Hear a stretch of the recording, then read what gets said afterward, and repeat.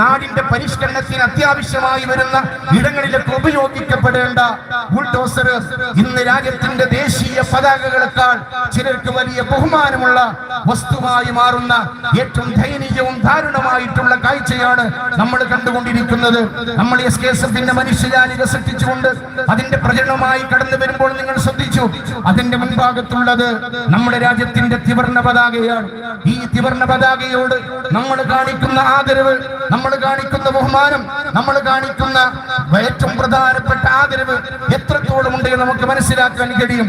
SKSFന്റെ ഒരു റാലിയിൽ SKSFന്റെ ത്രിവർണ്ണ പതാകയോടൊപ്പം അതിനേക്കാൾ ബഹുമതിയോടുകൂടെ ആദരവോടുകൂടെ നമ്മൾ പരിഗണിച്ചത് ഈ രാജ്യത്തിന്റെ ത്രിവർണ്ണ പതാകയാണ്. എന്നാൽ ഈ രാജ്യത്തിന്റെ ത്രിവർണ്ണ പതാകയിൽ ഉല്ലേഖനം ചെയ്യപ്പെട്ടിട്ടുള്ള അശോക ചക്രമുണ്ട്.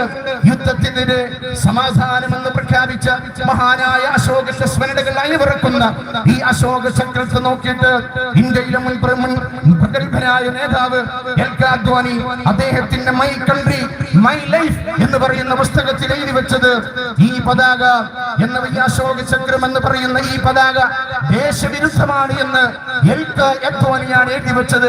അങ്ങനെ ദേശീയ പതാകയെ പോലും അപമാനിക്കുന്ന ആളുകൾ നമ്മളോട് പറയുന്നു, ഇവിടത്തെ ന്യൂനപക്ഷങ്ങൾ, ഇവിടുത്തെ മുസ്ലിം